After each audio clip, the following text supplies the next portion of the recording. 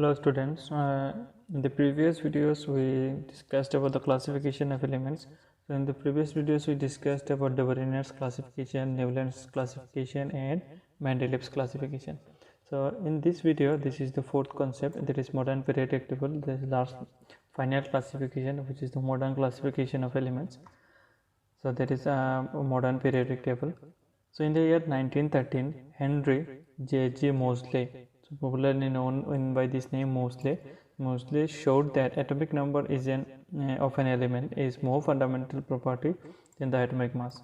So Moseley showed that atomic number is more fundamental property of an element than the atomic mass.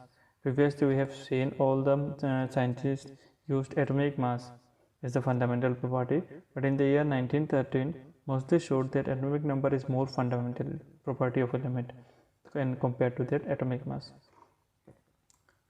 So modern periodic law states that it is just a little bit modification of Mendeleev's periodic law. So in the Mendeleev's periodic law we have seen properties of elements are the periodic function of their atomic masses, but here in the modern periodic law it states that properties of an elements are a periodic function of their atomic number. So this is the difference. So here little modification was done. Only this atomic number was added in case of this atomic mass. So modern periodic law states that properties of elements are a periodic function of their atomic number. When we arrange elements in the increasing order of their atomic number, we find the properties are repeating again and again. So this law states this thing. So if we can remember the concept of atom of class 9, atomic number means what? The number of protons in the nucleus of an atom. So we can remember that what is atomic number. Previously also I have mentioned several times what is atomic number. Atomic number means the number of protons in the nucleus of an atom. So we have an atom, and in that atom in the nucleus we have protons and neutrons. So number of protons is equal to atomic number of that atom. And this number increases by 1 in going from one element to the next. If we arrange the elements in the increasing order of atomic number, so one number increases by one number increases if we from left to right.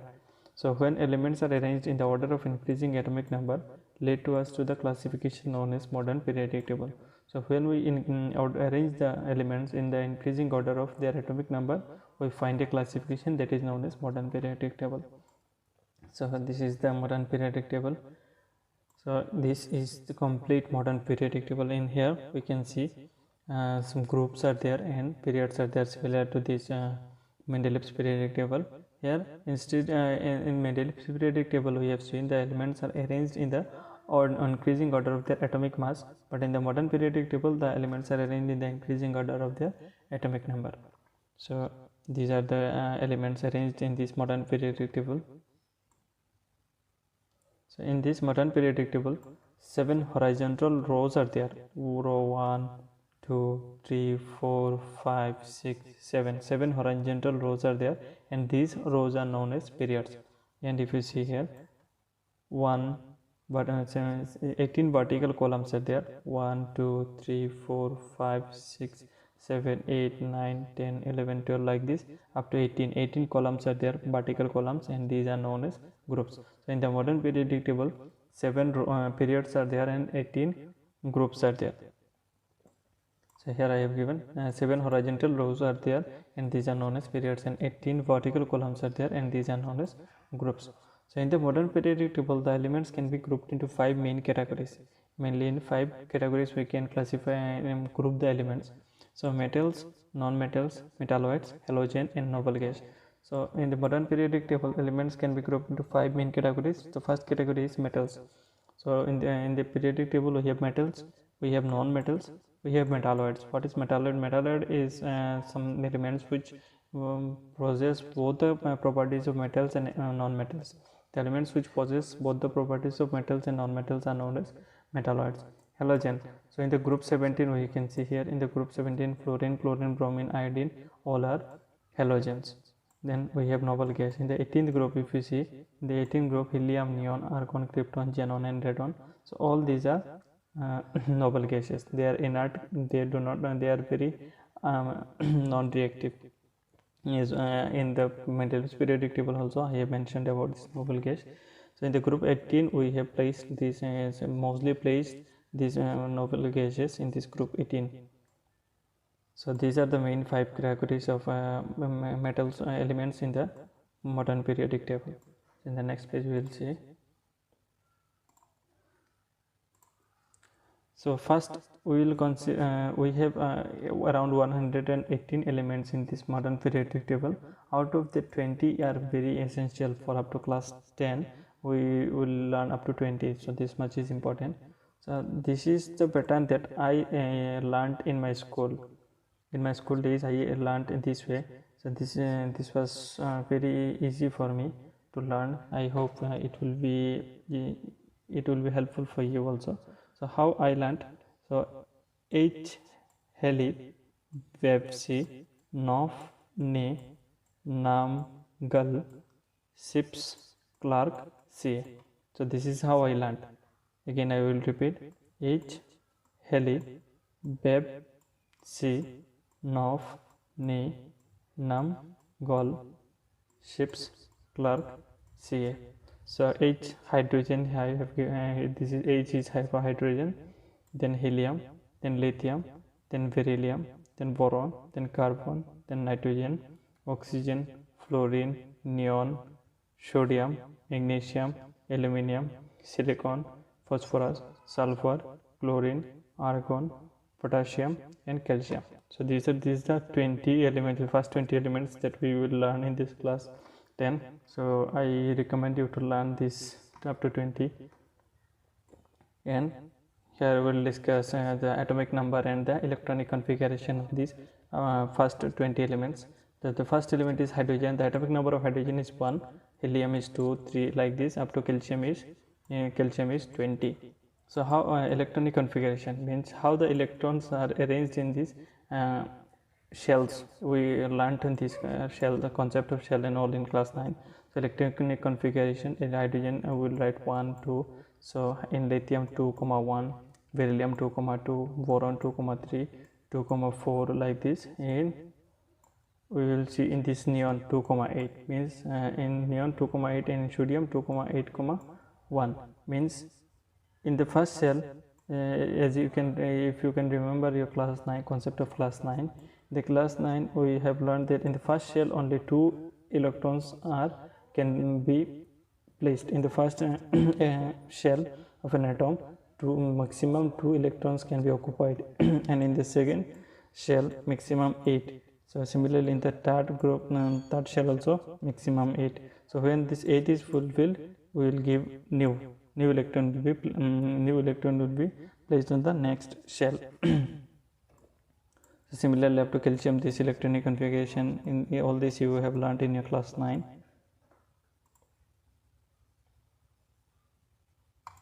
In the next page we will see.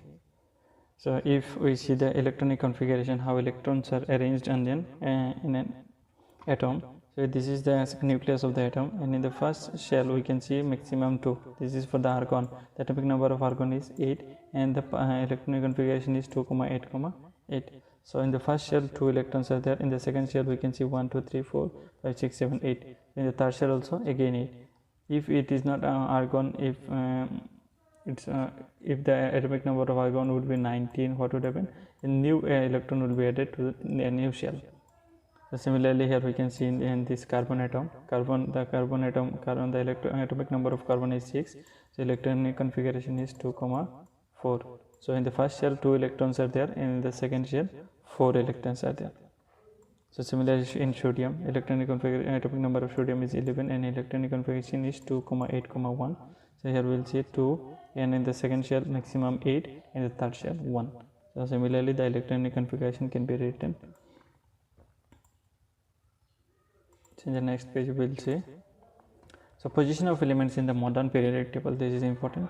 The modern periodic table has 18 vertical columns known as groups and 7 horizontal rows known as periods that we have already seen. So in the task 1 I am giving you some tasks. So in the task 1, locate the group 1 of the modern periodic table and name the elements present in it. So you pause the video and do the task. So First you look the group 1 of the modern periodic table and name the elements present in this group 1. So write down the electronic configuration of the first 3 elements of group 1. What similarity do you find in the electronic configuration, and how many valence electrons are present in these 3 elements? Valence electrons means the electrons present in the outermost shell. So in the outermost shell, the electrons present are known as valence electrons. So you do this task and see what similarity do you find in their electronic configuration, and how many valence electrons are present in these 3 elements. So you see the first 3 elements of group 1. So in the task 2, you see look at group 17 of the modern periodic table and name the elements present in it, and write down the electronic configuration of the first 3 elements of group 17, and what similarity do you find in their electronic configuration, and how many valence electrons are present in these 3 elements. You check it, pause the video and check it. And task 3, lithium, beryllium, boron, carbon and neon are present in the second period. So in this task 1 and task 2 we talked about group, and in the task 3 we were talking about period. So if you see the period, so here we in the second period we see lithium, beryllium, boron, carbon and neon are present in the second period. Write down their electronic configuration. Do these elements also contain the same number of valence electrons? Do they contain same number of shells? You just see this one. So if you what can we observe after doing this task?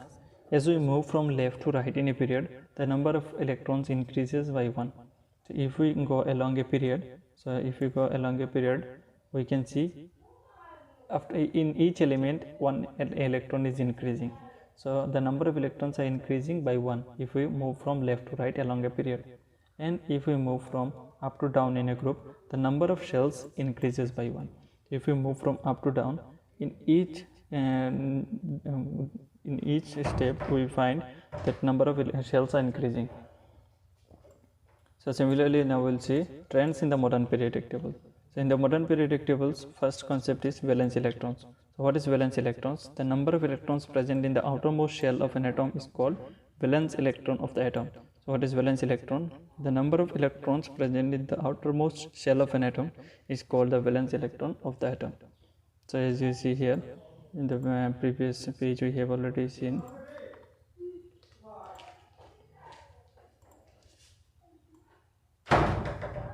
So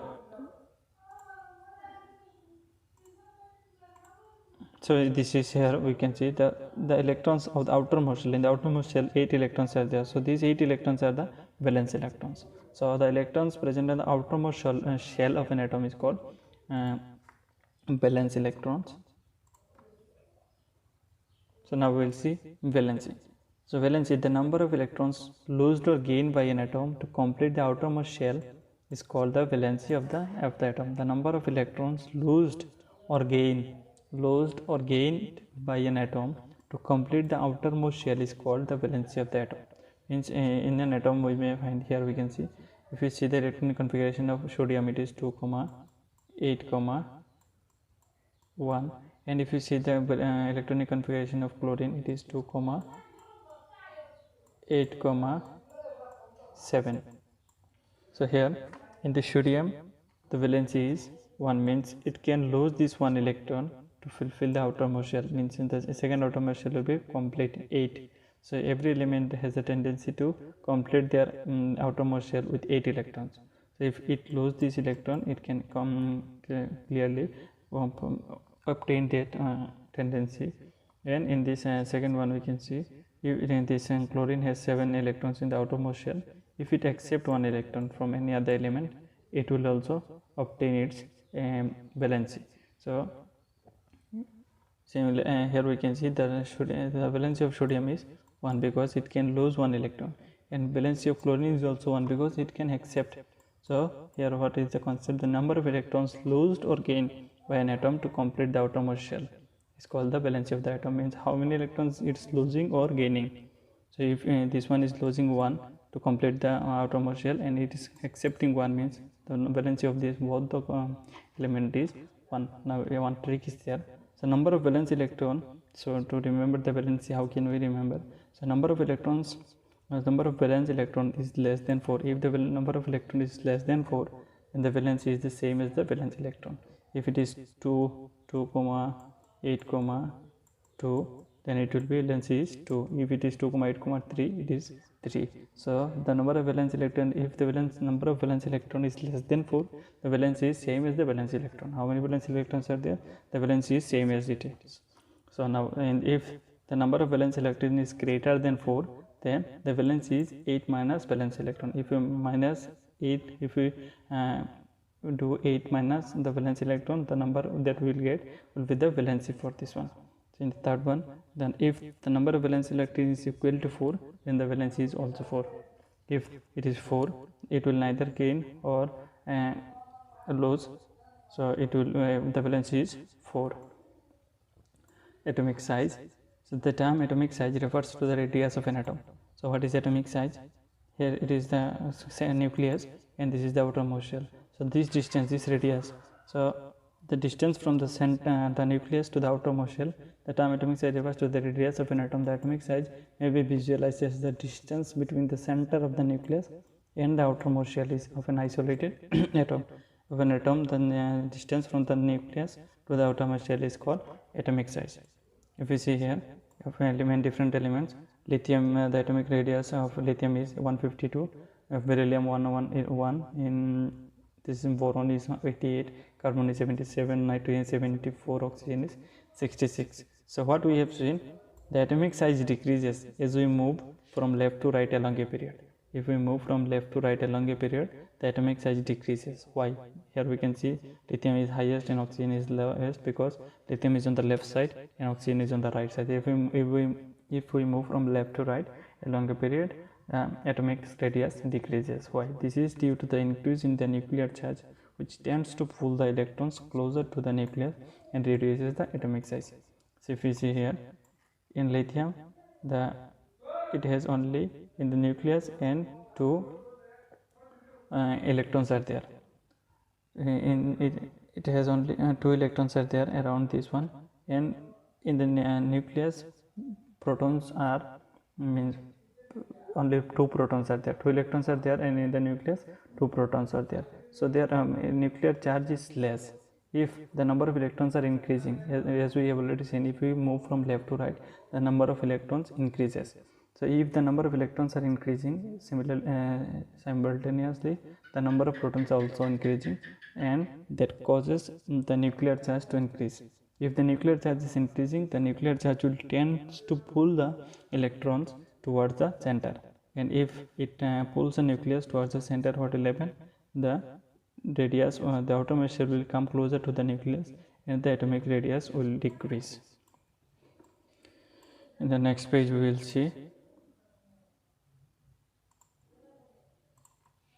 So here we will see some other elements, that is lithium 152, sodium is 186, and potassium is 231.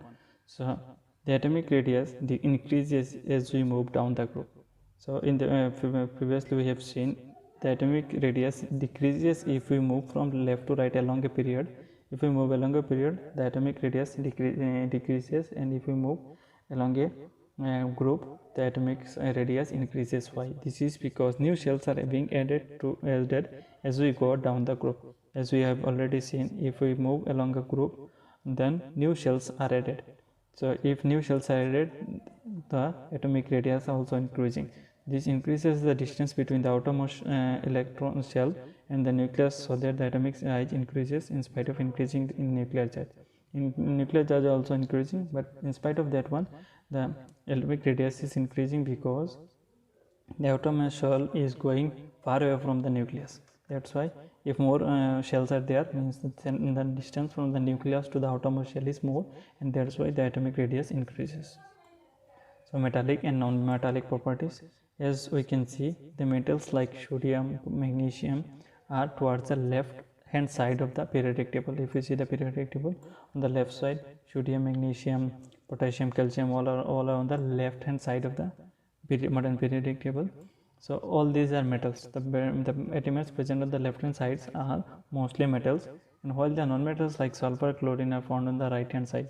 So if you see on the right hand side, chlorine, then chlorine, fluorine, bromine, sodium, nitrogen, oxygen, all are on the right hand side. The elements which are present on the right hand side are mostly non-metals. So in the middle we have silicon, which is classified as semi-metal or metalloid. I have already told what is metalloid. Metalloid are elements which possess properties of both metals and non-metals. So it exhibits same properties of both metals and non-metals, same thing. So in the modern periodic table, a zigzag line, if you see in a book, the modern periodic table is there. So here we can see one zigzag line is there. This one from it will start from here. It will be like, sorry.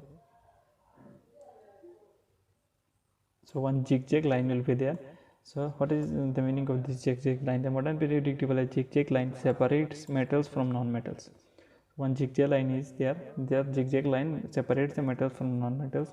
The borderline elements, in the borderline we have some elements. This is boron, silicon, germanium, arsenic, antimony, tellurium and polonium. They are metalloids. So all these are metalloids. Boron, silicon, germanium, arsenic, antimony, tellurium, polonium are metalloids or semi metals, we can say. So metals, if you see here, metals are electropositive as they donate electrons while forming bonds. If we have already seen, the left hand side means their valency is less than 4. So metals are electropositive as they donate electrons while forming bonds, and non-metals are electronegative as they accept or gain electrons while forming bonds. When one element is reacting with other elements, so when metals react with other elements, they donate electrons and becomes electropositive, and non-metals while forming bonds with other elements accept or gain electrons and become electronegative.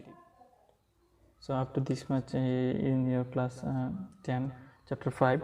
So chapter 5 is complete. If you have any confusion, any doubt, you can ask me, and in the once the school reopens, I will again try to clear your doubts. So thank you for watching.